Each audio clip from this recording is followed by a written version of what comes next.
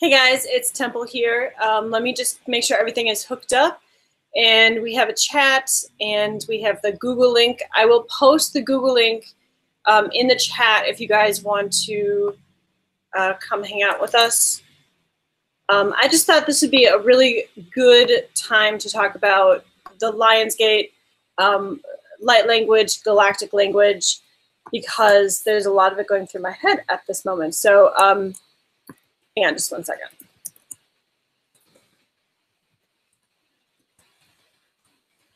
And my friend Star is here, so thank you for popping in.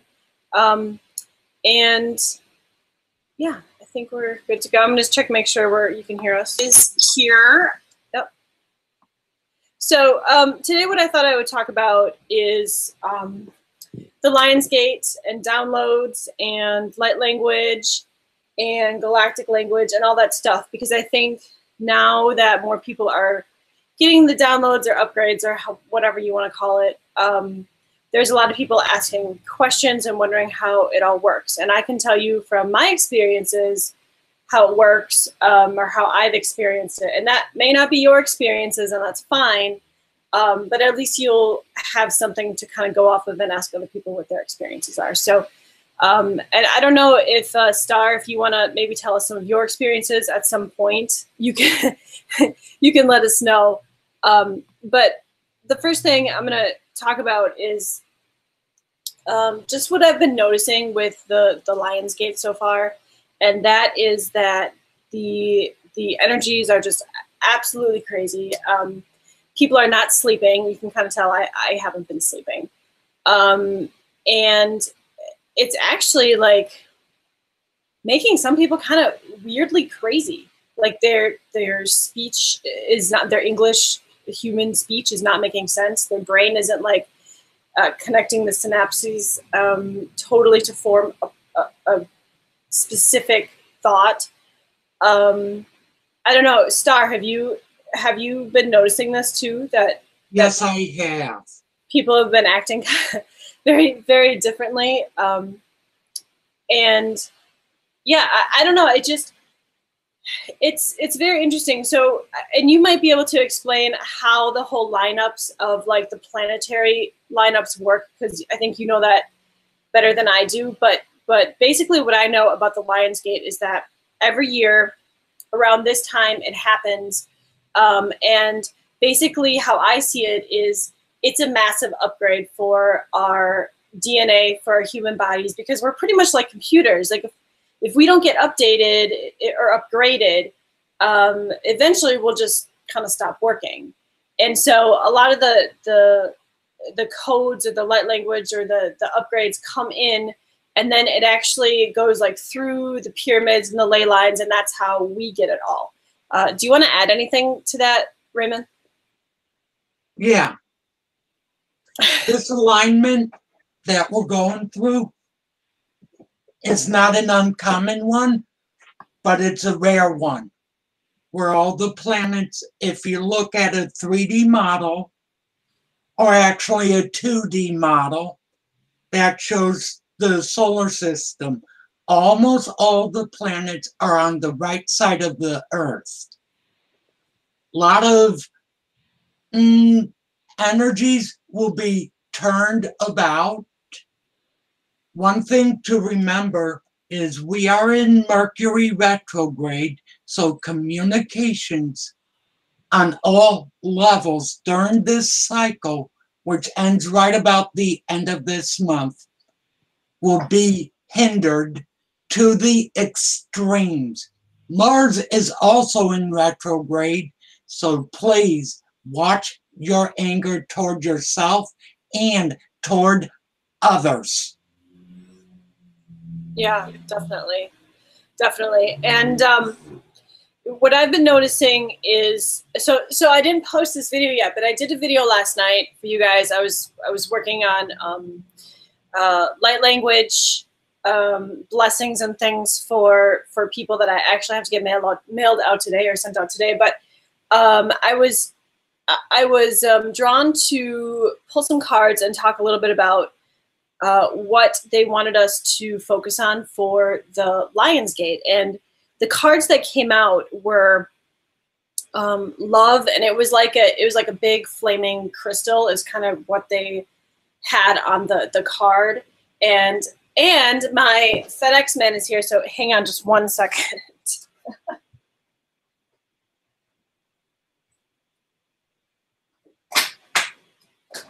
Hi. Hi. Let me back out of this. Sure. I can just have you sign instead. It's a lot easier. Hi. All right. Great. Thanks.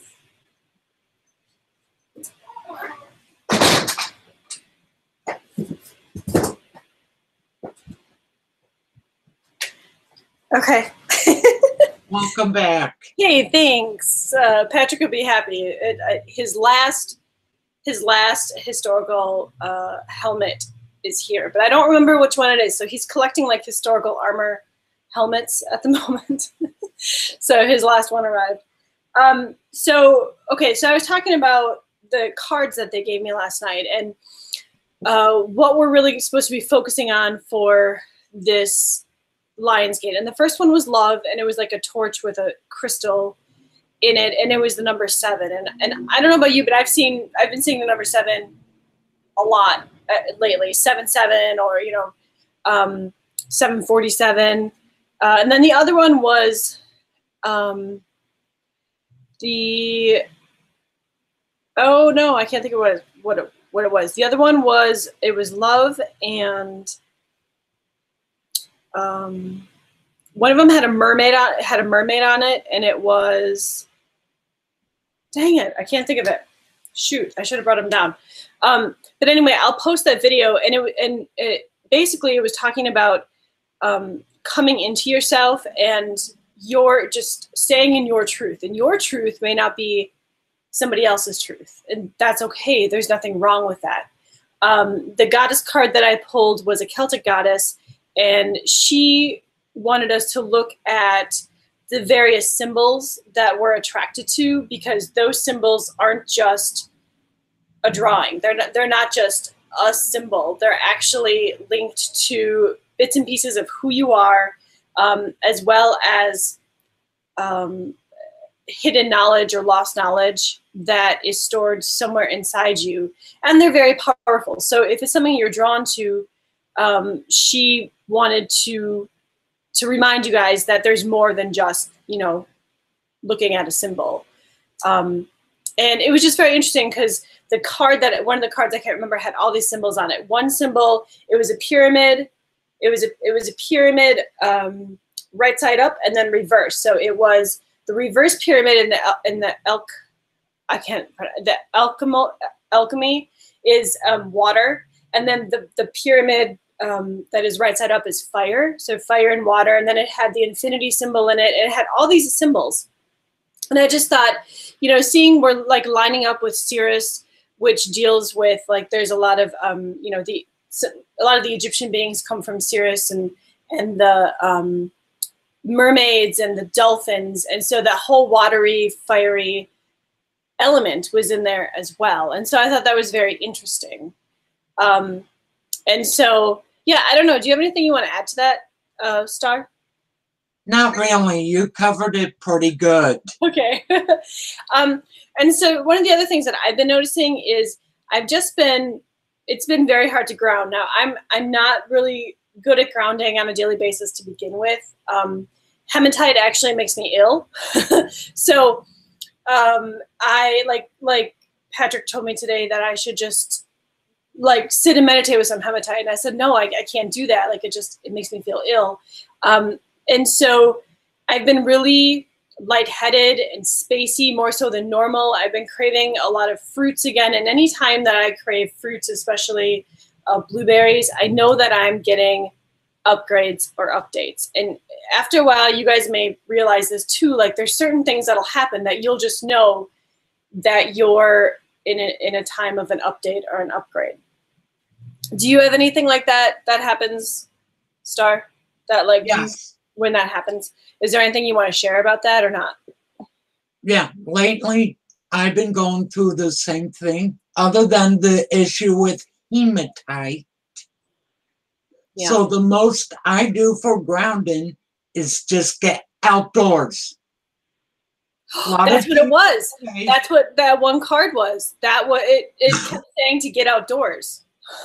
a lot of people say, and this is for everyone to practice. I'm not sure if it'll work for you, but they say to take your shoes off and get into the soil or right on top of the grass for that connection. Others say to hug a tree. Me, if I can't get out, which is about to happen, I grab my little acorn and it does the job just to ground. Yeah, actually, no, go ahead. Another idea to grounding is visualize yourself as a tree. Your hands are the branches, your feet are the roots. And just imagine that one connects with the sky, the other with Gaia, Mother Earth, the ground. That's awesome. Actually, that was one of the first things when I first started my journey years back. That was the first thing that I was taught, was to visualize myself as a tree, and that your feet are the roots to the ground, and your head and your arms are the branches, and that reaches to the sky. So I'm really glad you said that. That's cool. That that brings back memories that I like totally glossed over. Yeah. Yeah, that's very interesting, and that's good that you said that, because that's something that we've actually been doing a lot lately. Even though like we're still really busy with work, we try and get out a bit here and there and just be outside as much as we possibly can. And so I think it has helped a little bit. One of the other things that I have going on right now with the Lionsgate is that I'm getting new downloads of brand new language. And so I wanted to talk about that a bit too, because I think as more of us are starting to speak galactic languages or light languages, they're wondering what the process is for this, and then they get frustrated because they can't translate it. And so I wanted to just talk a bit about it. The first thing that happened with me years and years ago was I actually grew up speaking it. Like I just spoke it from very early on. But then soon I realized, like when I was in school and stuff, that like you don't do that. That's not something you do on this planet. You don't speak that. And if you do, like you're considered weird. So I just dropped it, and I didn't speak it for years and years and years. And then maybe like 3 years ago, I had a reading, a gifted reading with now a good friend of mine. But she said, you know, that they're telling me you need to start speaking your galactic language again. And I was really confused, because I was like, what do you guys mean? That language that I made up when I was a kid, that I spoke all the time, but that nobody would speak back to me except for like, you know, like I would say something and then my head would like speak back to me and I would speak back to it. And I just thought that was like a kid thing, but it wasn't. It was actually one of my languages coming through and just being there always. And so the way that I started speaking it again was that because it had already been downloaded and because I already had been speaking it, it wasn't as hard as beginning with a brand new language. So I was just able to start like doing this, like vibrating and going da da da da da da ashuko onata ah in the shower, and it just came back right away. But for the people who are just starting, the first thing that's going to happen is you're going to get this download into your head, and you're going to start hearing this language. And while like your human brain is trying to figure out what's going on, you're hearing all the ways that these the vocabulary is being enunciated, and you're thinking to yourself, I'm never going to be able to do that. Like this mouth is not going to be able to, the tongue is not going to be able to move in the way to make those sounds.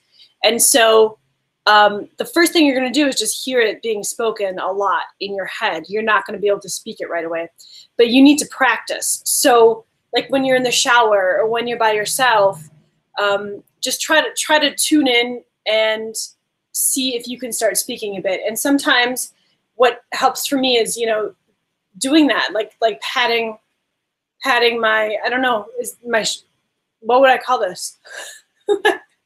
Right here.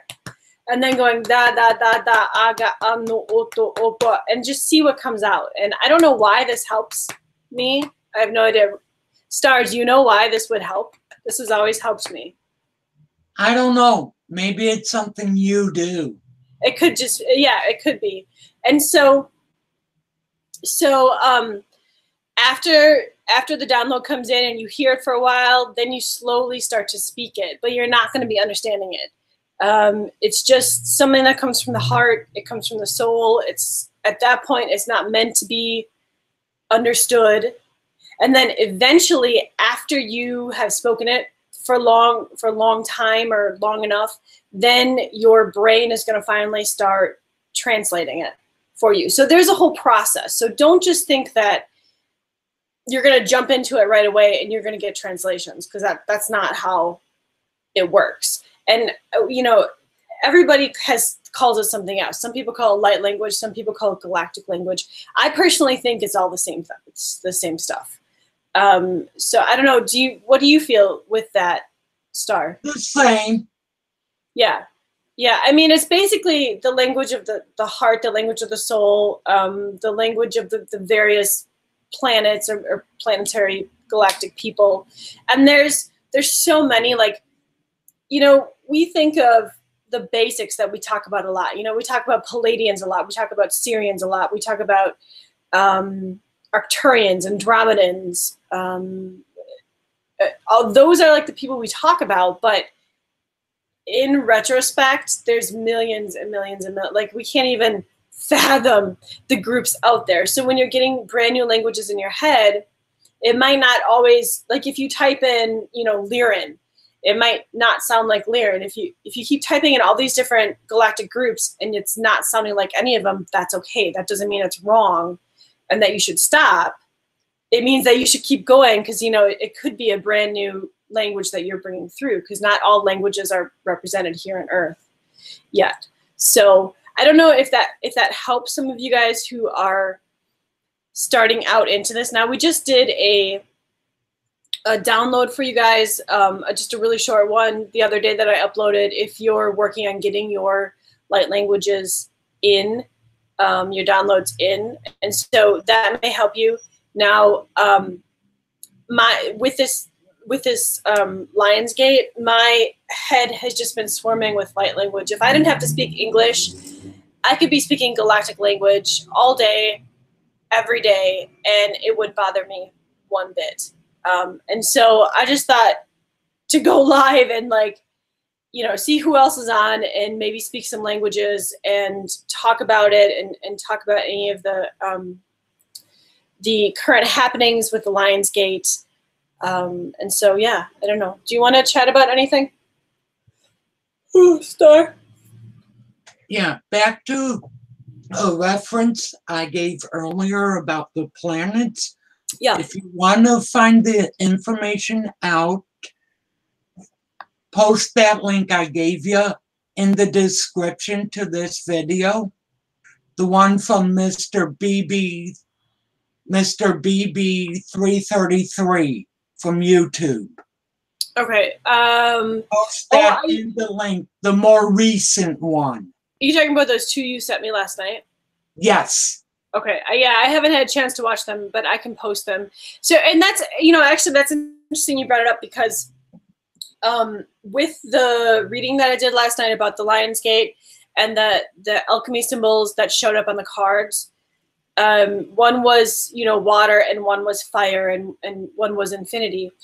And the water symbolism has been coming up a lot, not just in like the whole idea of the Syrian, you know, water beings, but Nina, the friend that popped in a couple seconds ago, she was just talking about a dream that she had about water and like the levees not holding, and then this idea of being on fire. And so I think, especially with this Lionsgate, the water and the fire are very important, especially to what's been going on with Gaia right now, because we are kind of in this extreme weather pattern, and we are seeing a lot of, flooding and a lot of fires. And it was interesting that that came up that way in the Lionsgate reading last night.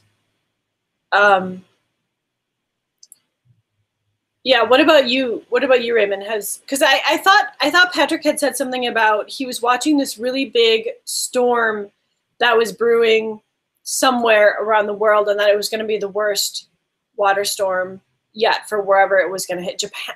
I thought it was Japan. I thought Possibly. it was Japan. There are 3 storms going on right now. One may be a class 3 or a class 2 hurricane that is heading toward Hawaii. The second one, which is actually happening, is hitting the west coast of Japan toward the northern side, which I checked this morning. I think that's the one. And the third one, well, it's not happening yet, but it could. And that's following the one that is also going down toward Hawaii. There are 2 other systems following behind it. Same exact path. That will be shown in that video. Okay. That I referenced just a little bit ago. Yeah. Yeah. There's just a lot of fire water things happening right now, and I think it's all connected. Well, obviously it's all connected because it always is connected. There's nothing out there that is not connected. Everything is in a flow and connected to something. So yeah, I don't know. I was just gonna like randomly start throwing out languages. So I don't know if there's anything else. I mean, we can like, let's just pull a card here to see if there's anything. So this is the Angel Heart Sigil deck, and let's just see what they have to say.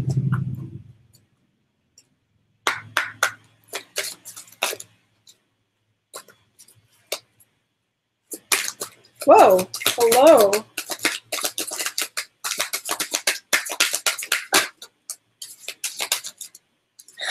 That's funny. I kind of thought this card was going to come out. And we got 2 E cards, Enigma and Euphoria. And the 2 angels, Raziel and Zafkiel. Is that Zafkiel? Oh, it's backwards. Yeah, Zafkiel. Zafkiel, okay. So let me look these ones up quick.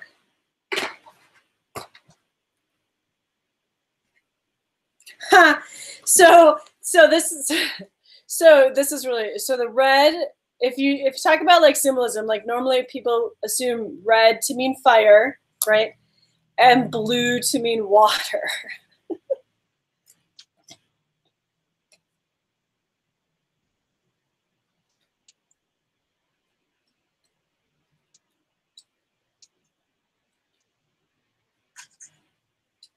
This book is always really hard to look things up, and they didn't do a great job with organizing this.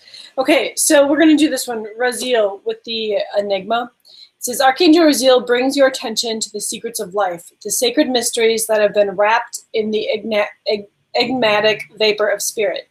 If you have recently felt perplexed by a spiritual question or puzzle, reflect on this icon and the smile of the Da Vinci canvas of the fabled Mona Lisa. When you do this, Raziel's heartfelt light will illuminate your quest. You see, Raziel sits on the left-hand side of the divine and therefore has a distinct privilege in being so close to God, for this exquisite archangel eavesdrops on all of God's conversations.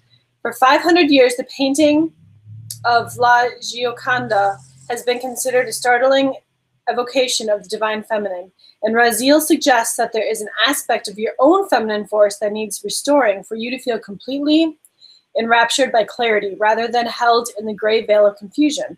Feeling enchanted by Raziel's extraordinary presence, particularly through connection with Raziel's heart sigil, Surrender to the source, and the exquisite angelic force will speak through the magical impulses to you. And then they always have you chant things to help. So this one you're chanting Hay, Hay, through your brow chakra, and Ana in your spiritual aid. I think it's AJNA, Ana. It will automatically become yours and brought with Raziel's love. That's really interesting because the last live, I deleted the last live one that we did, but it was, I popped on, it was really crazy. I popped on really late one night because I couldn't sleep, and I put hi in the like search terms. I didn't know what I was doing. It was the first ever live that I had done by myself, and random people found this channel, and it was very interesting because channels like this, you know, they're not for everyone. Not everyone is at that point yet where they're willing to think about these questions and understand things from a different perspective. And these people were like normal people who divinely found this channel because it was time, but yet they really had just started delving into this, or they were just really on the tip of delving into this. And it could have gone really bad. It could have been like, oh, you know, like your aliens don't exist or whatever. You know, like it could have gone really bad, but they were so interested with so many questions. It was just wonderful. It was a really interesting experience to be able to explain things from my point of view and have like what I consider normal human people just super interested in what I had to say. And the ideas, you could just see in the chat that they were like clicking, and they were like, oh, well, now that you say this, that reminds me of this, and that makes total sense. And so that was really cool. So Mona Lisa came up in that conversation, which is very interesting that it popped up again. And then let's see what this one has. And then all of these, like, remember we were talking about the whole symbolism. All of these have like sigils, which is all about symbolism, and you're supposed to focus on these to help with your meditations. And like, here's this sigil for this one, which is actually kind of looks very Anki. And so let's see what this euphoria has to say.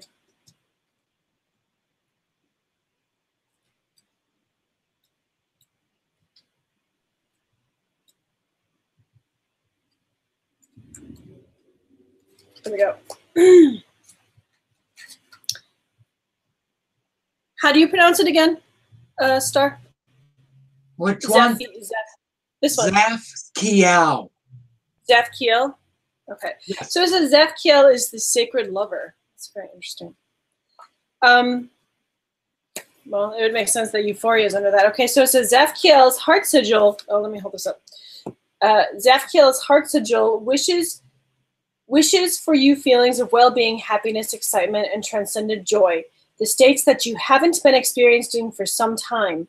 This lover angel's heart magic has the power to create sustainable happiness. So relinquish your strong hold on those aspects of life that do not resonate joy. Instead feel the beautiful sense of contentment spreading through your, I'll turn the page, spreading through your being as Zafkiel works with the angel's healing. Euphoria is the word derived from ancient Greeks. It can be defined as a state of heightened well-being and known as a power to endure all crises. When experiencing euphoria in your life, you will release wonderful hormones such as serotonin and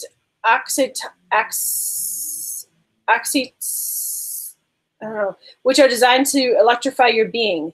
Gaze into the beautiful proportions of this ancient Parthenon that stands as enduring euphoria in the classical Greek period. Wise, knowledgeable, courageous, and especially aligned with the varieties of life.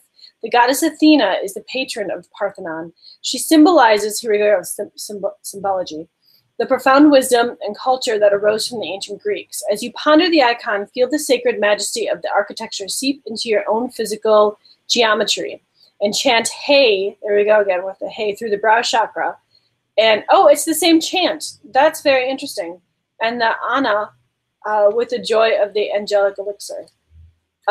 And also, what else I found was interesting was that this goes with the reading last night that I haven't posted yet, but it talked about letting go of stuff again that doesn't serve you, and that's kind of what this Lionsgate is about. Because you're supposed to, this is supposed to be a new you. Once you get your updates, you're supposed to let go of the old portions that aren't serving you and kind of step into a brand new, like a brand new galactic year or a brand new you after this Lionsgate. And you're supposed to do things that resonate joy within you, do things that make you feel love and make you give love, and do things that bring you joy and peace, and all those things help, not only help heal you, but help heal the world.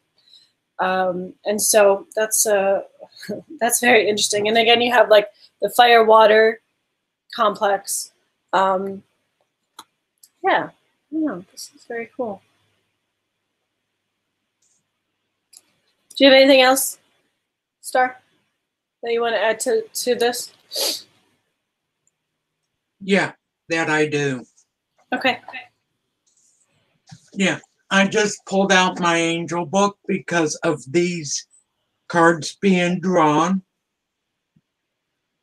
Zafkiel, and these are from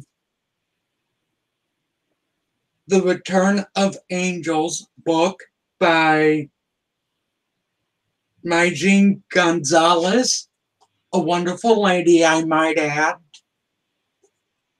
I'll get the link to Alicia to put in there. Okay. Where you can buy the book. Okay. Zafkiel, also identified as Zaphiel and Zafkiel, Tzapphkiel.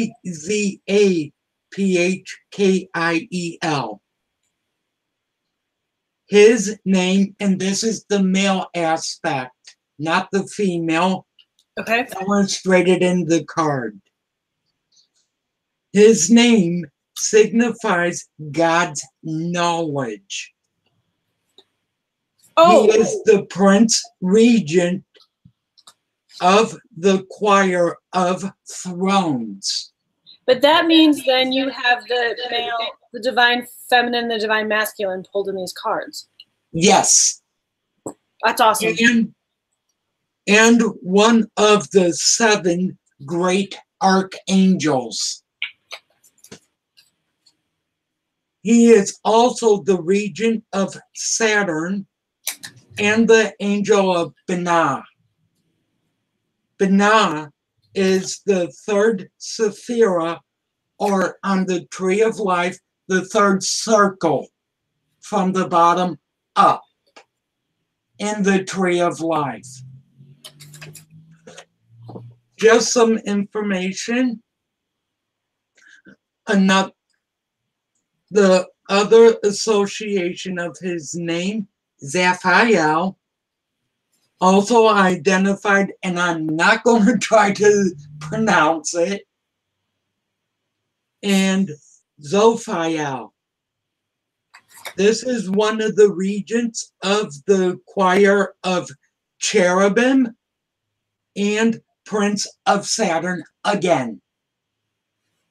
So Zafkiel is the higher form and ruler of the cherubim. You know, the all loving, heart-shaped angel statues we see around the world. Yeah. And that's where the love comes into the reading, and joyful thoughts for oneself. Nice. So like, as Alicia said, all connected. Yeah, how does Saturn have anything to do with the Business. the celestial stuff that's going on right now? Do you know? It does. I would have to look it up. Is if it I was a little more prepared, I could have pulled that information up. Yeah, well, that's the beauty of spur of the moment. Right now, some of the decisions because of all these retrogrades going on, and Saturn is one of them as well. That's what I Do thought. not, if you're in the ventures of finishing up the start of a business, this is the time for that. But do not start new business. Like last year, Alicia was just starting this LBCC.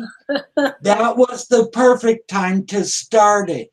Now is to get the roots sunk in and ready for, I'm going to say it, but I mean nothing by it, ready for the storm sort of expression. In a good way, right? Yes, in a good way, of course. Yeah, yeah. Huh, that's funny. So I have this deck. I can't show it to you because I don't keep it in the package, but it's actually 2 decks. And like you were talking about that, the tree. Yeah. You know?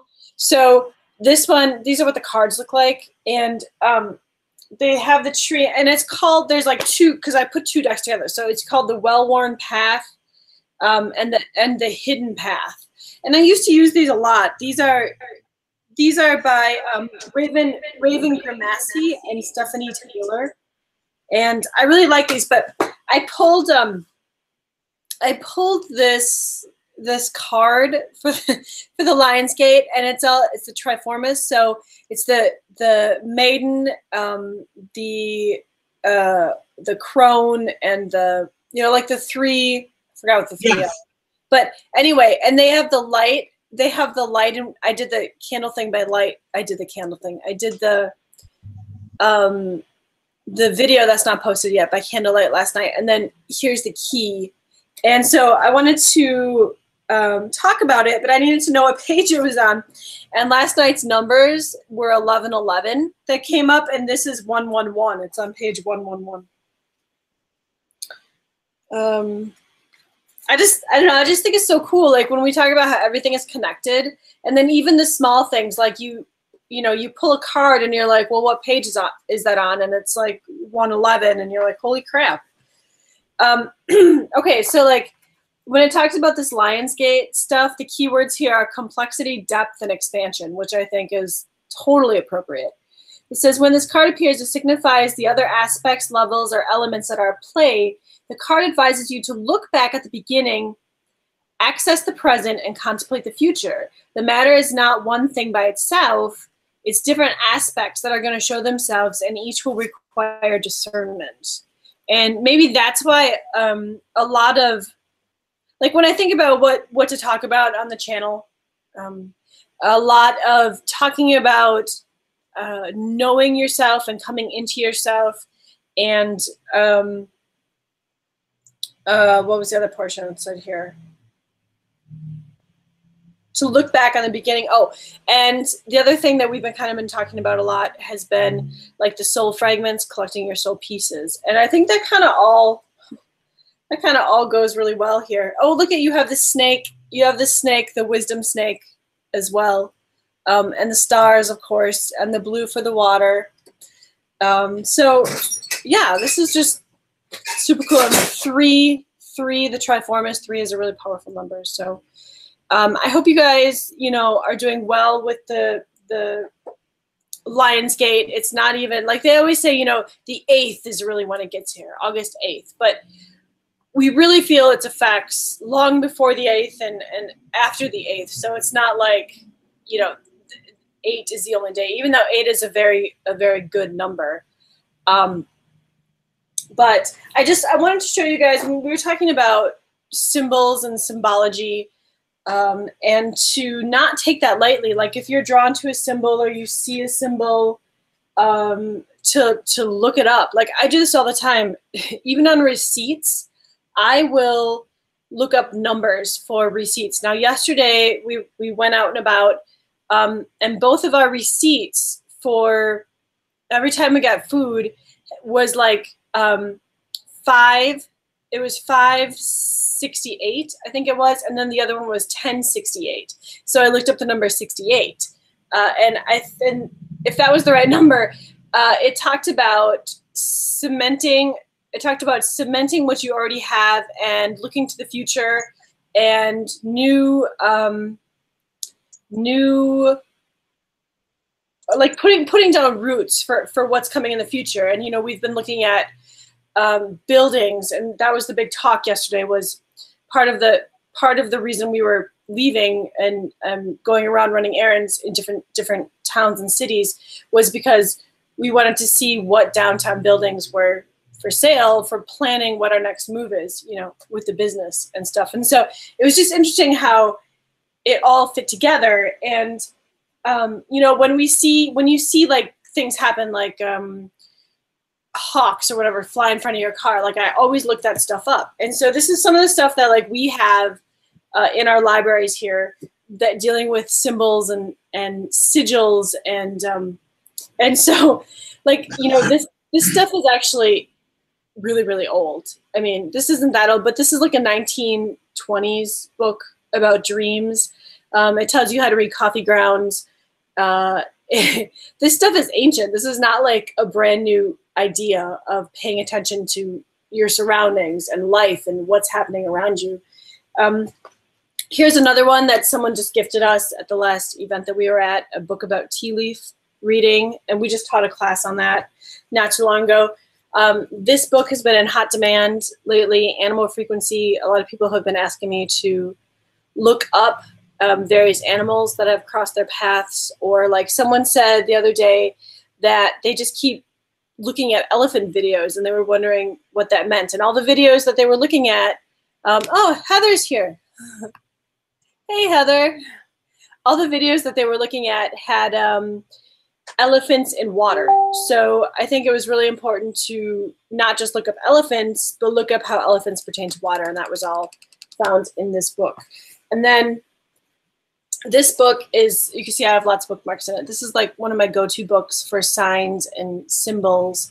And so everything, and there again, there's the infinity sign that came up last night. But they really want you to pay attention to everything that's going on around you. Even when we were in the coffee shop, and I don't have the photo because it's on Patrick's camera, but the sign that I noticed yesterday when we were sitting in the coffee shop said something about taking time to see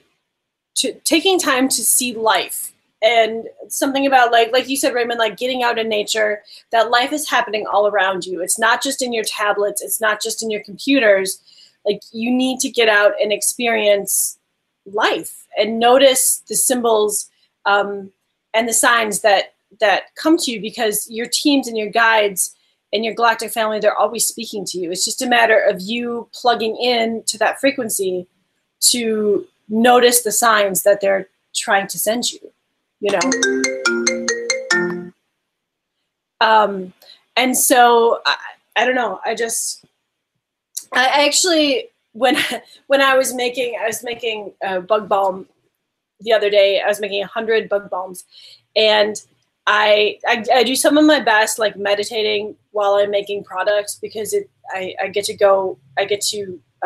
just kind of transverse into other states while I'm doing it, and I get really good information, and I have all this stuff written down for future videos that they want me to talk about.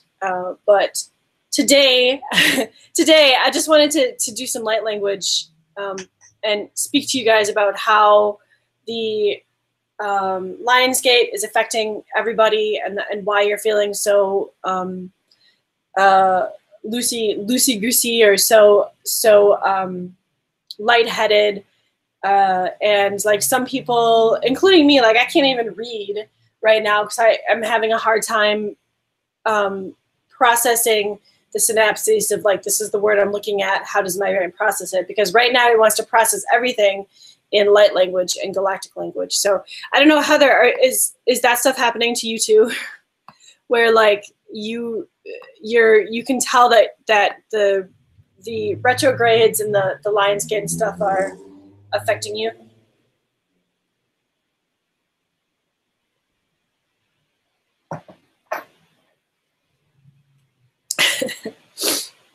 I don't know. It's Heather might not be here anymore. Oh, maybe she is. Yeah. She said, Heather said, symbolism is a powerful way to connect and receive messages. That's so true. And I think it's one of the easiest ways for those just starting out and learning to connect with source, or learning to connect on higher vibrations. Symbolism and signs, that's one of the easiest ways to do it, because all you have to do is be present in the now. And that's something that's really important anyway, is learning how to be present. But if you can recognize signs and symbols and things that are happening around you, that means that you're present in the moment. And so if you're just starting out, that's a great way to do it. I would agree, Heather. Yeah. Yes. Oh my gosh. So she says that there's a lot of emotions coming up. So many emotions. What about you, Star? Like, has it been a pretty emotional ride? Yes, it has.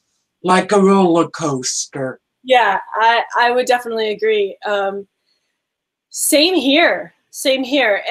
And that was one of the things I wanted to talk about, but we'll save that for another video, is that how important it is to process that emotion that's coming up and not just ignore it, because it's coming up for a reason. And actually processing and being in the moment of your emotion is very powerful in a lot of ways, especially for those of us who are who have one of the missions of being light bearers or light holders for our area. And we'll talk about that at a different time, because that's a whole nother thing. But yeah, process those emotions, accept them, right, Star?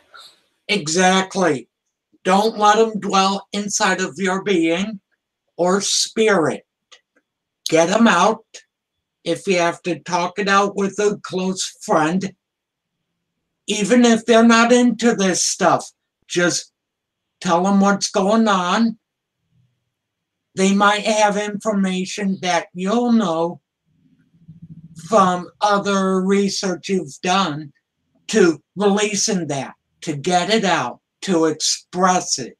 Emotions' purpose is role number one, to let us know that we are alive here and now. Number two, to be expressed, not held in,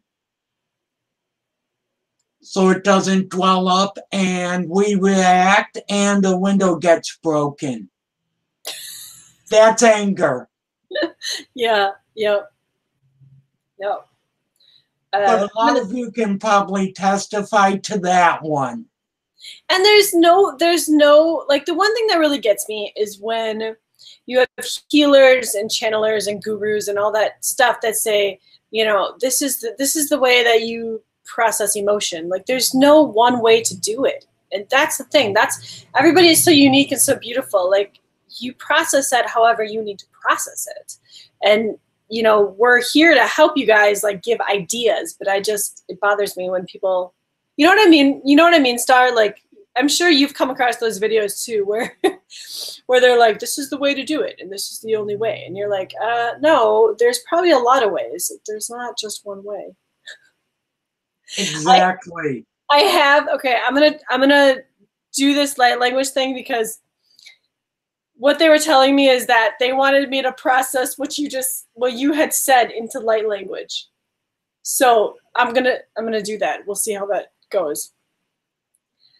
Da akuto ni shidiata niaka ania da ia poli iki idiana bahata shini aya sono dia kala ana dio ko bia adia bohono dia shihi kulu tuno non biata yata kulu ode ayana tia kuayana shiata niata a kumia iata modia a pukli I tunuhu shupu uduati hanati kiachi kulu niapa da wa ia ana o ayana hikiato tu. That's it. That's it. So yeah, so that is what they have to say about processing emotion. And so one of the languages that I was getting, I was trying to think of how I was going to explain this. One of the languages I was getting in my head was so weird. Like, there's no way that I think that my mouth or tongue could move in such a way to form those words. And I can't even like, because I have to get to a point where I feel comfortable to try and like push it out of myself to at least start with it. And like I can't even, because when I was taking Spanish in high school, I was like horrible at rolling my R's. So so like I hear all these letters being rolled, and like more than one letter at a time being rolled. That's the best way I can describe it. And I think to myself, how in the heck is that gonna like come out of me? And so it's not time yet, because when it's time, it will happen.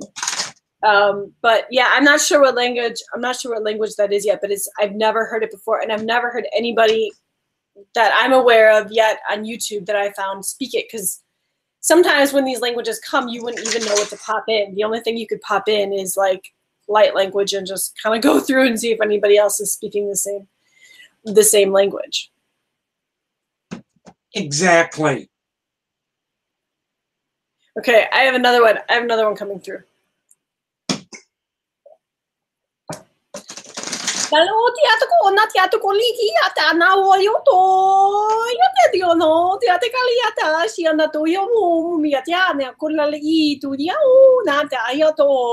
Talahiato hona hiata kuyata tiato todo toto tala kiata tiato to tiana te kaniata ta tia pubria le to mia te kaniata ta haya kolo tia no shukyo to e te ona na tiato no kialita kuniata nia to payata to te to tiota na tiata dunyata mohana shiata. You know, that was definitely like a mixture of languages. And that's, so like when you start speaking the languages, this is another really good example. Hey, Teresa, it's so nice to see you here. When you start speaking galactic languages or light languages, that was a really good example of like fast speaking.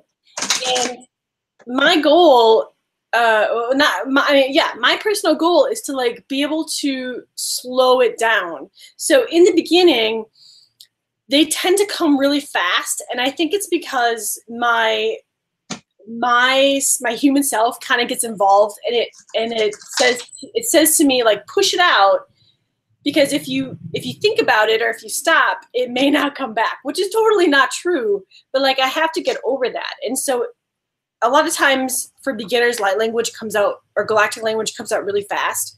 And then you can work slowly on slowing it down and enunciating it a little bit, because there are certain, you know, like in some languages, if you stress a certain vowel, it means something totally different than if you don't stress it. It's kind of like that. So having good pronunciation of these languages eventually will be important, you know, because the whole reason that we're getting these languages is it's twofold. From my understanding, is twofold. And this may, Star, maybe you can add something.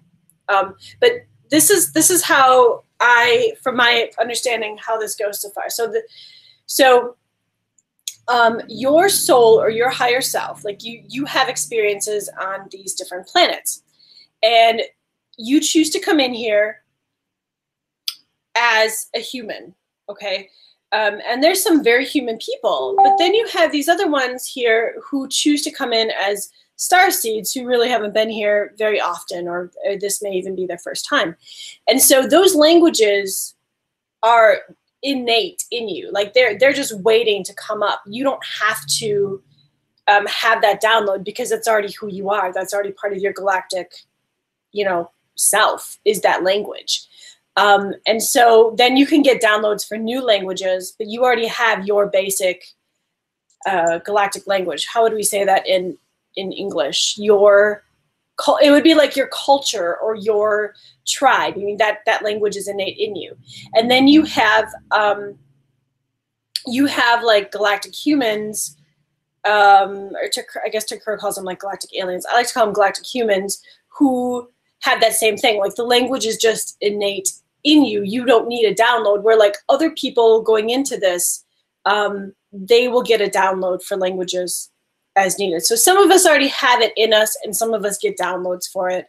And like myself personally, I had my primary language, which I'm pretty sure was like a mixture of the first language that I ever spoke. I'm pretty sure was a mixture of like Anunnaki, Syrian, and Palladian. But even Palladian is confusing because there's so many different dialects for the different planets. But now, as I'm understanding it a bit better, I am getting more downloads for different languages. Did that make sense, Star? Yes, that it does. And so if you want a specific language, you can always ask for that download, you know. And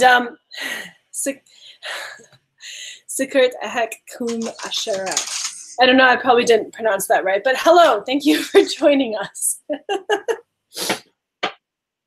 And there's also different ways of getting that light language out. Like the symbols, writing it. A lot of people have, I know Wendy does this like every day. She has her light language book where she writes all her light language symbols in. And the vibrations are going to be the same of you seeing it versus us speaking it. So it doesn't really matter. It doesn't really matter how it comes out, if it's written or if it's spoken. And so light languages, galactic languages, which to me are the same thing, work on two different levels. They work on the vibrational level of your soul recognizing it. And so then you're like, oh, wow, this is really familiar to me. And then further down the line, being able to speak it or finding more out about your galactic family or where you come from because of hearing that language. And then also the second thing that they do, well, actually there's more than two, is they resonate with a specific frequency. And that frequency transmits out to everyone and helps to change their DNA or helps to bring more light in and helps updating and with, you know, everybody in the entire world. And so you're bringing in knowledge for the people who are feeling drawn to watch it. And it may not even be like something that just automatically opens. It's a download that could sit there for a while for them. But you're the one who's bringing this through from source. And so you're helping so many people on so many levels with this light language, but you just don't understand. Most people just don't understand like how important it is and how many scopes that this is all embracing in order to help people awaken. And the other thing is when the time comes for, what do they call it? First contact? Is that what they're calling it? When the time comes for first contact, those people that are speaking these languages are going to be helpful with the translations of it. And by then, hopefully, the masses will have those downloads. So when they hear it, it'll be able to translate for them into English or whatever their language is. It doesn't have to be English. I don't know. Do you want to add anything to that, Star?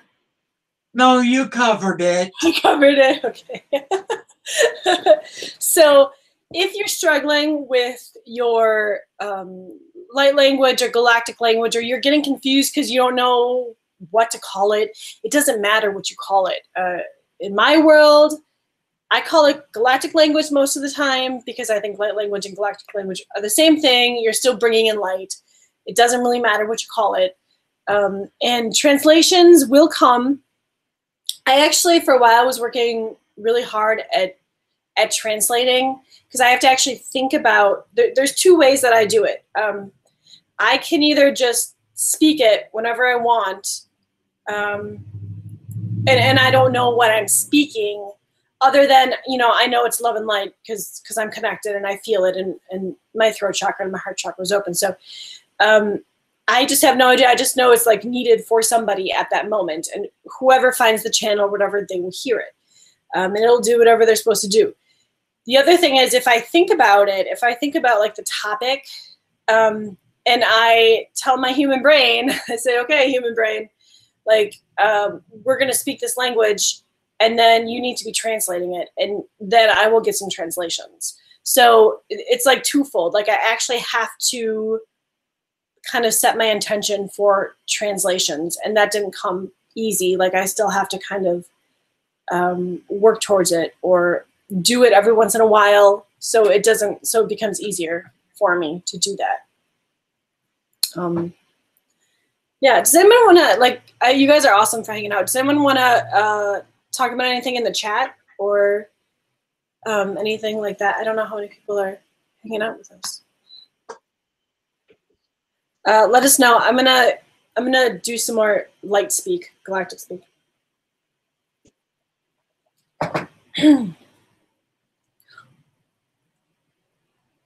Da okono di hanaki lodia diashana.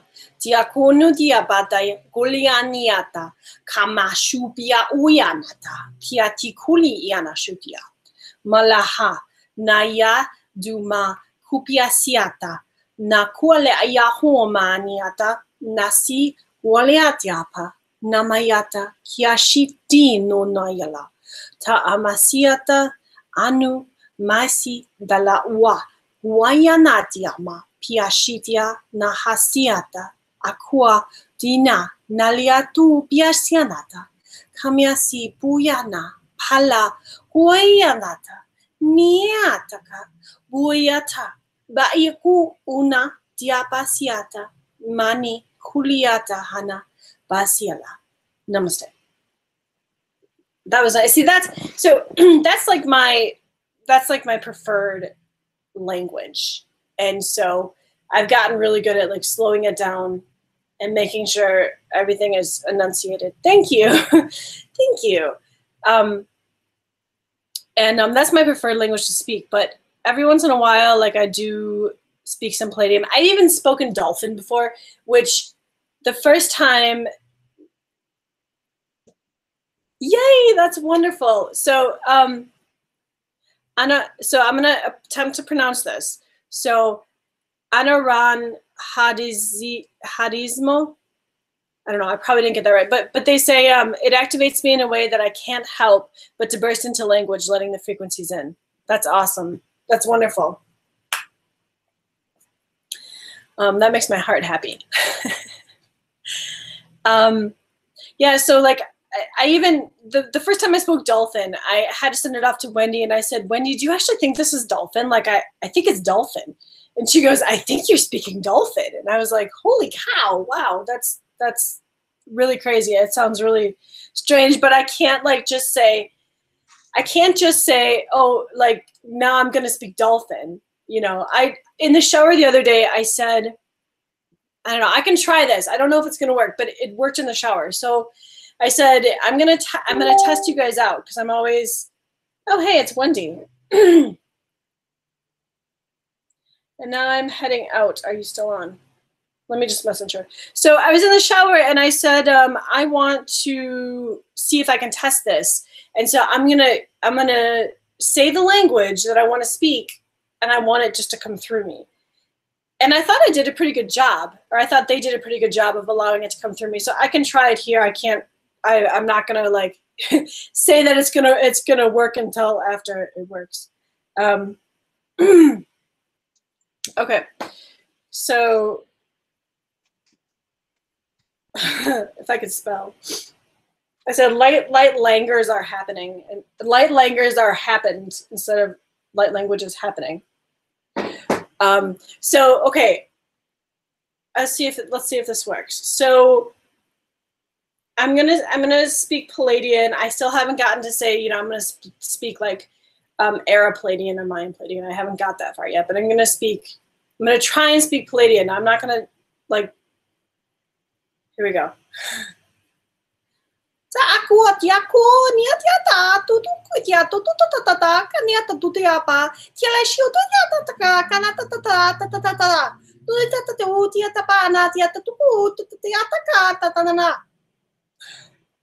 So I don't know.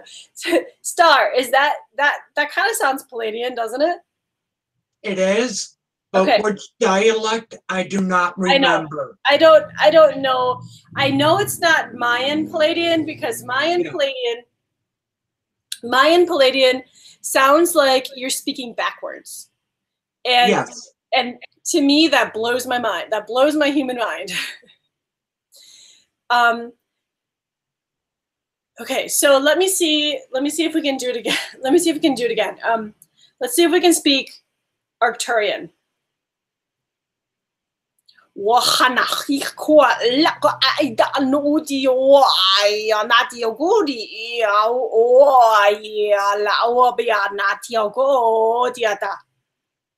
don't know.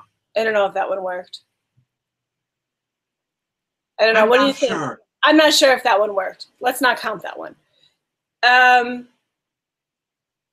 How about, it was kind of close. I can see where, let me try it again.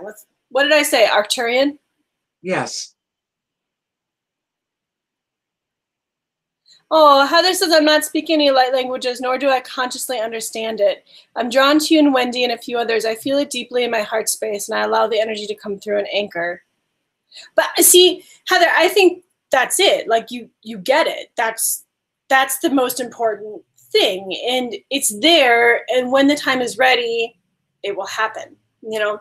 And we were just talking about this last night about the no time, the no time thing. But I'm really happy that like we get to hang out. I know we don't get to hang out very often, but because I'm a workaholic. But I think you totally get it. So it'll happen when it happens. And when it happens, I'm super excited to like hear you speak because it's going to be wonderful. So speaking of yesterday, I don't know, Star, tell me what you think about this. Not yesterday, but the day before. We had a storm. We had a storm that night, and I was 100% sure that that Earth jumped a timeline. And there's been random things to kind of like bring it home to me that Earth jumped a timeline. Have you been aware of this? Yes. See, I knew it. So there you go, guys. We're pretty sure that Earth jumped a timeline, or Gaia jumped a timeline. And so, like, that's a whole nother video, you know, like how your timelines work versus like Gaia's timelines, and how the whole thing's connected, and how you can have multiple timelines. It's like I listened to someone try and explain it, and I thought, you know, for me, thinking as like a person who's trying to understand this, it would be very confusing. And I think I can explain it better. I did it one time in a group using kitchen tools, and they said that it worked really well and that it really helped them understand. So maybe we could do that too. But I'm pretty sure that Earth jumped a timeline in the last couple days. So, okay, so let's try to speak Lyran.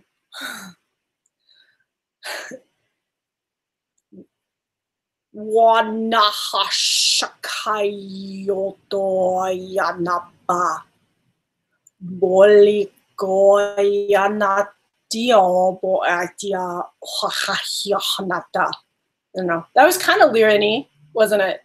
A little. A little bit, not like super. Little.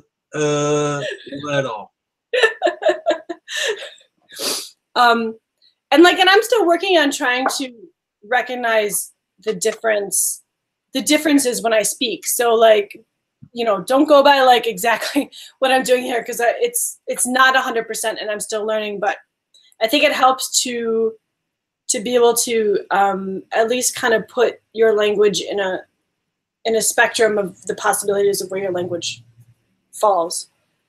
And you know, Syrian is the Hanata Waliono Tokiata Mashutiapa Oba Anara, something like that. Syrian is kind of like that. I don't know. Do you feel like you want to add anything to that or not? No. No. Not to light language. That's fine. So let's see if I can. We're just gonna stop with that. I think I did better in the shower when I wasn't on the spot. Diku otianata puulitia pashunu tu kutiata naya nusiata hana puliato. Oh, this is very loving. This is very loving and very calming. Buoshianatiaka kalahana musia putu tu kianata tawanatisi kunupudia hana I kunuli Uyasiana Hama Siata Kodiana Latia. That was, I think that was maybe like a Palladian something. But anyway, this is helping, and this is what happens, you guys, when I try to make it through everyday life. When I get like light language that comes through, I get really dizzy, and my throat just clams up, and if I don't do it, if I don't like let it go, I get really headachy, and so it has to come out. And for a while I recorded myself doing it because I thought it would probably be beneficial maybe if I could translate it later. But lately, like I'm working on shipping, and I just like let it fly because I have to get through the rest of the day. It's like when that time comes, you have to. If you don't let it out, it just builds up. It just builds up. So. Yep. See, I and know that one. Yeah, and that's the thing. Like Heather is so right on. She just goes with the flow, and that's it, right? That's what we should all be doing. We should just be going with the flow. And that's we get asked that question a lot. Like, what are your plans for this, or what are your plans for that? And we're like, I don't know. We just kind of go with the flow of things, and that's how we do. Like, it's hard to say you run a business with going with the flow, but we do as much as we are able to with just going with the flow. And so far it's worked. You know what I mean?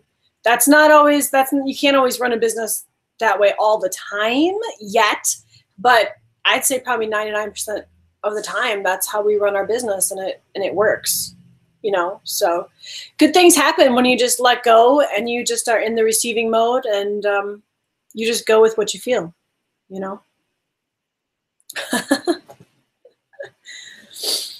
So let's see. Let's pull this earth power oracle. Nice. From there.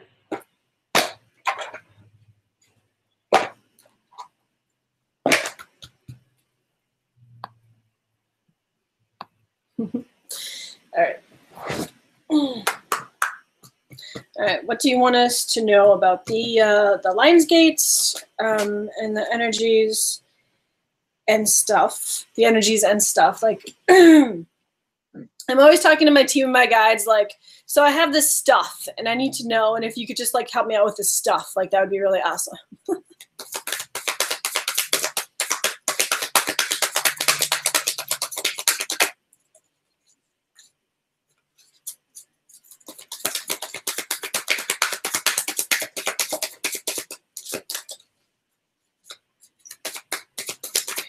That's really funny. I really feel like this was the card. This card fell out right away, and I don't think any more are coming out. So let me show you. Let me show you what this one is. So it's the Cathedral of Notre Dame. It says the feminine divine is alive in all spiritual practices. Places of power remain places of power. I am full of love and tolerance.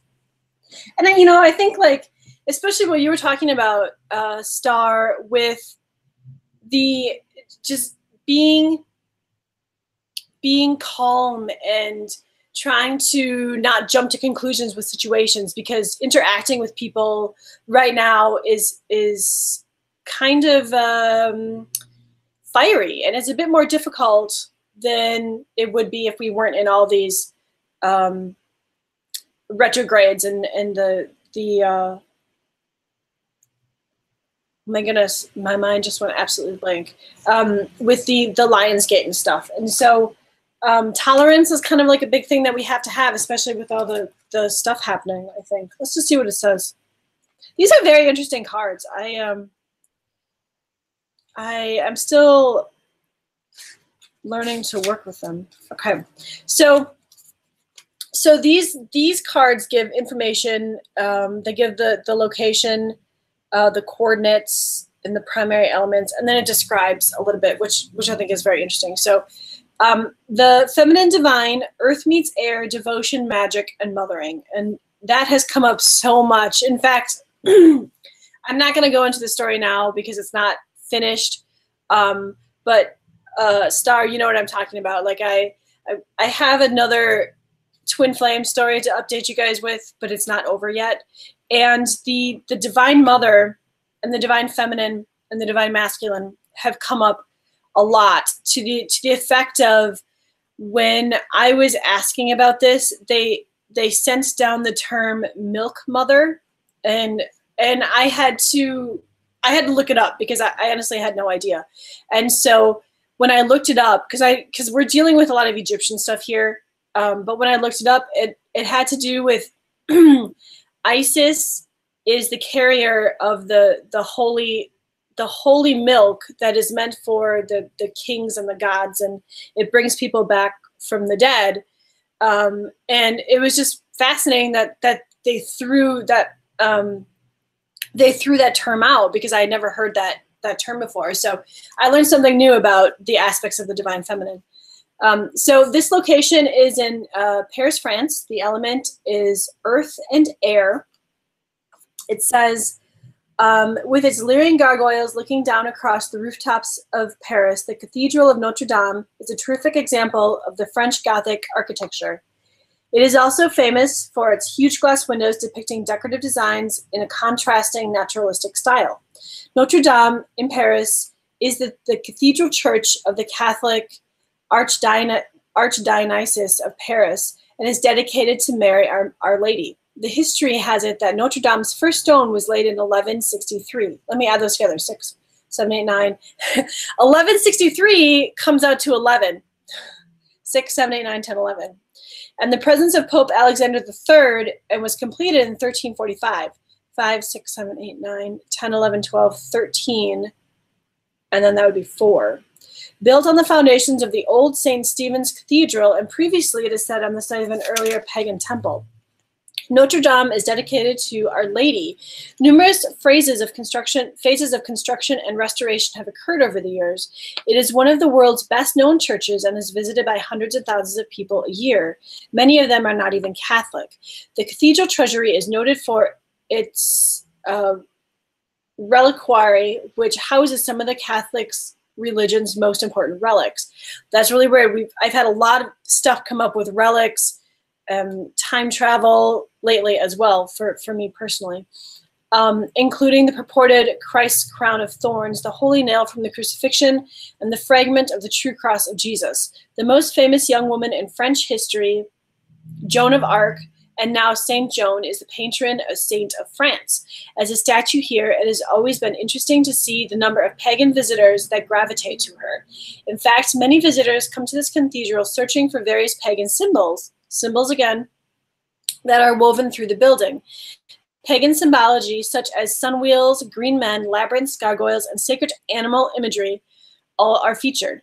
The energy here is ancient and corresponds with the ley lines and the elements, and the ley lines correspond to the Lions Gate as well. And the elements are definitely earth and yet also air. It gives shape of the building, and of course the sounds of those famous bells. The bells of Notre Dame even have names. The biggest and most famous is called Emmanuel. So this is actually really cool, because we were talking about the divine feminine, and again you have the sun, the fire aspect, and you have the cool colors of like the water aspect that we were talking about. So it's all there. It's all there. It's a beautiful place. I've never been there myself. Have you, Star? Have you? No. Been? No. Not in this lifetime. I know sometimes people ask me, they say things like, so have you visited this place? And then I have to think to myself, like, who am I speaking with?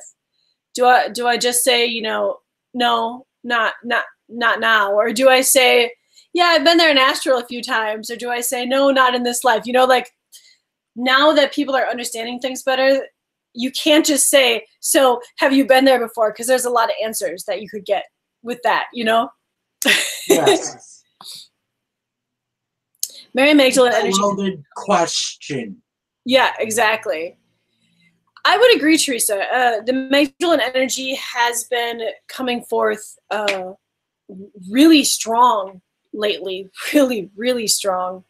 And did you know anything about like the divine feminine mixed in with this Lionsgate star? Do you know anything about that? Because I didn't really look into that, but I'm assuming that there's probably something there, especially probably if you go into the Egyptian stuff, because I know that this time has always been really important for ancient Egypt because of the Syrian alignment, and I'm sure it probably has something to do with, you know, the mother goddesses and such. But I don't know. I didn't actually research that. Yes, it does. Yeah. Yeah. So I don't know. I think this has been really great. My head feels better. I hope you guys have enjoyed this. My next task, if I can stay on task, because that's been a really hard thing for me lately with this Lionsgate, and it always is every Lionsgate or every time I get uploads or downloads. But like just staying on human task has been hard, and so I have to take time out to do just tiny things, or if I can work and do tiny things that kind of meld both worlds together, meld my human world and meld my spiritual world, or meld my human world and my galactic world together. And as you know, Star, like when we try to talk sometimes and I'm like trying to work on normal human world stuff, like it doesn't always work very well, but there's got to be a balance. And that's the other key with this Lionsgate, is like to keep working on your balance, because it's always a work in progress, right? It's always a work in progress. Let's see what the, oh, and you know that we're getting another eclipse. Like it's going to be happening soon. Do you know, Raymond, Star? You know more about that eclipse stuff. When is that next one happening? It's soon. Looking it up right now. Okay. Yeah, like you know, everybody says Lionsgates are important, and they are, because it's like the brand new galactic year. It's like the end of an era of like who you were and the new upgraded you. So they're always very important, but like this one is just I'm back. What? Hang on just 1 second. This one is just so massive, so massively important because of all of the celestial happenings that are going on right now. It's you know, for our Earth, it's absolutely crazy to think that all these things are actually happening, and we're strong enough to be like plotting through this. Okay, what were you gonna say? Yeah, I'm back. I closed out this page for another one. Okay, you talk, and I'm gonna go get some more water. I'll be right back. All right. The eclipse that she's referring to, I thought was on August 7th, but it's on August 11th. And where it will be visible from is North Europe and North Asia. It is only a partial, so it won't be full eclipse energy, but it will be to illuminate certain aspects we are going through. Where the Great Line is at, and let's click on that map, is right about the North Pole. Really? To let people know that. That's interesting. It takes place at Universal Time, 9 hours, 47 minutes. For me, I have to subtract 5 from that to get its actual time for when it's supposed to happen. The place to see it possibly would be probably on timeanddate.com or look it up on YouTube. Solar eclipse, August 11th, live. for a live feed. Yeah. Oh, Teresa knew it. She said August 11th. That's cool. That's cool. I knew it was coming. I just didn't know when. All right. So, oh yeah, was there more? Go ahead.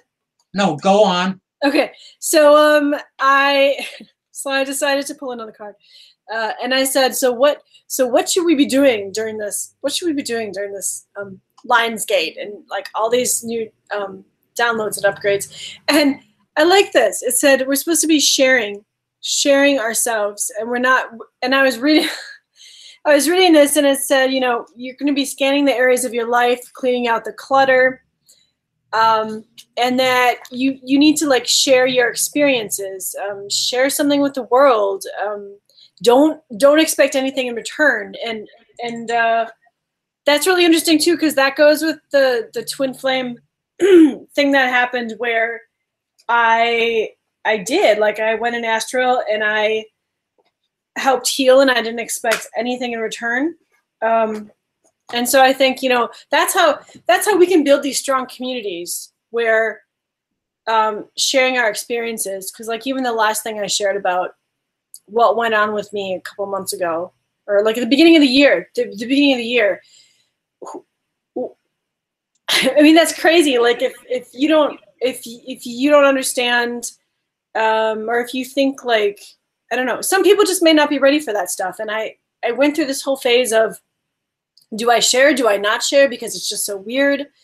And then I thought, you know, at the end, yes, I should share, because if I'm going through it and this is all new for everybody, somebody else is going to need to hear my story and how I succeeded, even though it wasn't easy, but I persevered. And so if it's happening to me, chances are it's happening to somebody else and they need to hear. And I was just absolutely blown away by the amount of love and similar experiences that we've been hearing about, and people saying, you know, thank you so much for sharing this, because I thought this was really strange, but I kind of am going through the same thing. So share your experiences, guys. I think that's really important. Share yourself. Share your languages when you get your languages in. Yeah, so. Oh, I was going to say what I was going to do. So what I'm supposed to be doing, like actual work, is I'm supposed to be putting together handouts for 2 classes I have to teach. I'm teaching a class on foraging for specific areas, native herbs that the Native Americans use, and then making a salve out of them.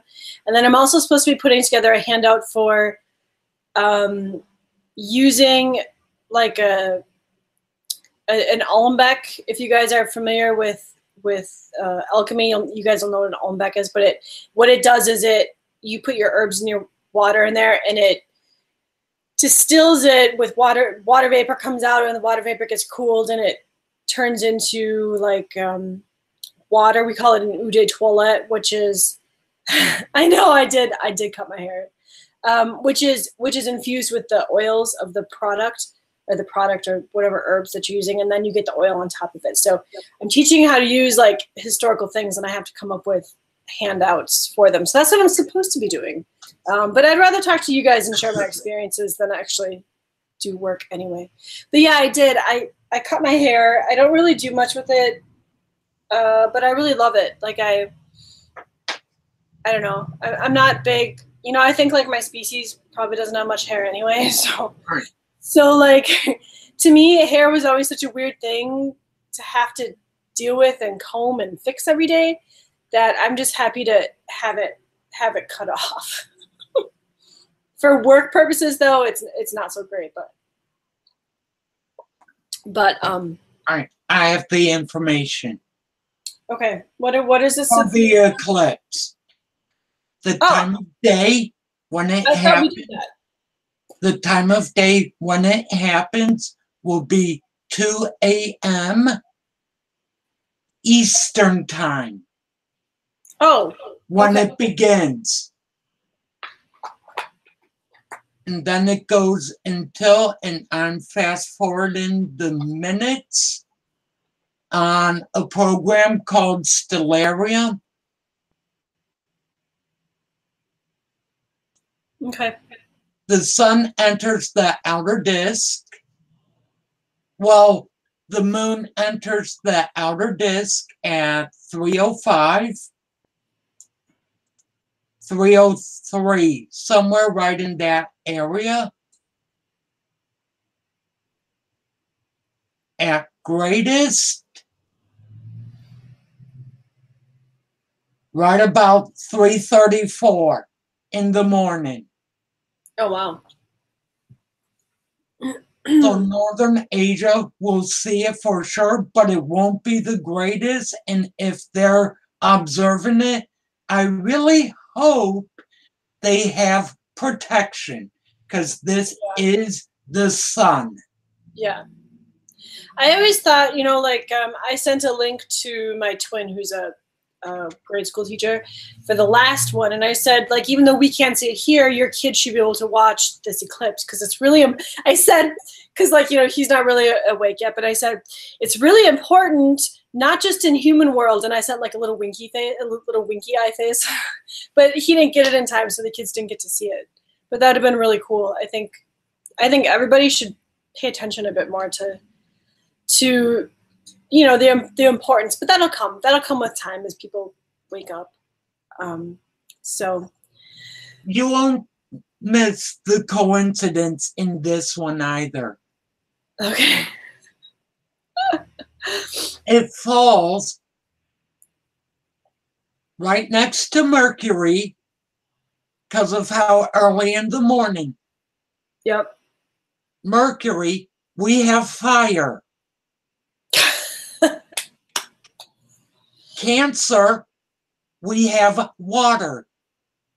And Leo, I believe Leo is earth or air. I can look that up real quick. I think Leo is earth, but let me just double check.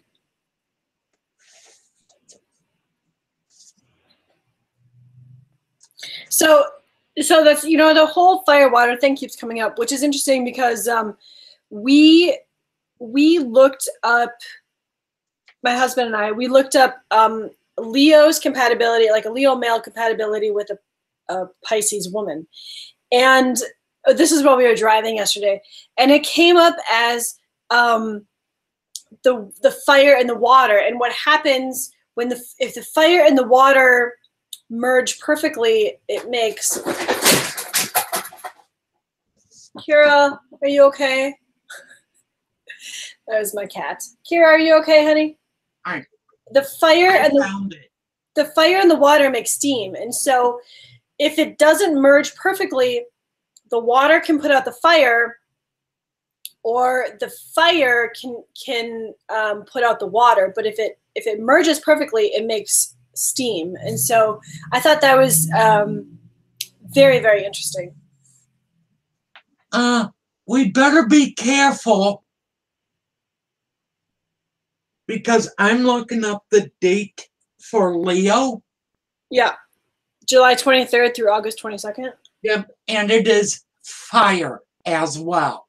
Yeah, yep. Not air. Oh, I see what you're saying. Fire. Yeah, Yeah. I knew that. That's weird. I knew that. And look at what we're in. Mercury retrograde. I love it that major fire. I should actually look up at the chat because Teresa's got it. She's got it all down because she loves astrology too. So she's like, we wouldn't even have to look this up. She could just tell us. That's awesome. Exactly. That's awesome. So a major cycle of Are you okay? fire Come here. going on. Come here. No, you're just gonna sit there. Okay. Oh, have your animals been acting kind of strange? Mine's been acting a little strange too. For that, I'd have to look outside. All right. Well, I think I should probably get some work done before my husband gets home. some like actual work. So let's close this out. This has been really great. I'm so glad you guys popped on to like just chill with me and hang out. I am going to upload the video that I did last night by candlelight about the Lion's Gate, and so you guys can check that out as well. And Teresa reminds us that Mercury, Mars, and Uranus are all in retrograde at the moment. And that, you know, between that and the eclipse and the Lion's Gate, I mean, things are really crazy. Things are really crazy here. Oh, and so before, I could probably talk forever. So before I leave, last night in Astral, so this is like where the veils are becoming a little bit thinner and you're able to do a bit more. For those of you who are like starting into like learning to travel astrally or jumping to other worlds or time jumping or whatever you're working on, this is the time that the veils are kind of thin, so you're able to do that a lot easier. Now, when normally I remember a lot of my astrals, but last night I was everywhere. I was absolutely just it was like I was so wound up on energy. I was just jumping from one astral experience to the next, and I couldn't keep track of them all. And then I also jumped a timeline, but it was interesting because I was laying in bed and I was my husband and I were driving in the car at the same time approaching a stoplight, and I thought he was going too fast. And I knew that I had jumped a timeline, but I still knew I was laying in bed. And so it was a really interesting feeling of knowing exactly what's happening, not being confused for where you are, but knowing that you jumped a timeline and jumped into your other body on that timeline for a second. And then even just laying there in bed, like the energy and the electricity was just coursing through me. I was vibrating so much so that I seriously thought I was going to like lift up out of the bed. I mean, I didn't, but it was just so intense. And so I think a lot of people are dealing with that stuff now. So just remember to, put yourself in your Merkabas as you guys go exploring. And I keep saying I'm going to do a video about Merkabas, and we haven't gotten there yet. But, just give yourself protection and all that fun stuff that has to happen, because it's a big world out there. Yeah, do you have anything else to add to that, Star? No, I do not. Okay. Are you experiencing crazy astral adventures more so than normal? No, because I'm taking a break from it. Oh, yeah, that's right. I remember. I'm sorry. I do remember that. Okay. So, oh, you are shedding like a crazy cat. So I want to give you guys a light language blessing, and then I think we're going to end this. So I want to bless you guys with love, and I want to bless you guys with the ability to get through this and still keep your sanity, to let this make you grow stronger, to come face to face with those emotions that are coming up, to step outside, ground yourself, see the signs that are around you, see the symbols that are around you, and working to connect with your teams and your guides, to just take in the Lion's Gate for all its worth and everything that's coming to you now through these downloads and these upgrades. I want to wish you guys love and wellness, and clarity, and all of that. So here we go. Disitiana adu upudiana, kishitu ubliadiata, kanahiasianata, boono dodiane hikiata, da asiata mu ubiata, nalata pukuku isi mahayana, tilikiata nabu kanaiana namasita, bolokiana dasiata, wo natia miikiata, matiti tuniasita boola a, kanahata masiana diki I boolodo, tisianapa masiana ala halo namaste. Blessings, everyone. Thanks again. We'll talk to you soon.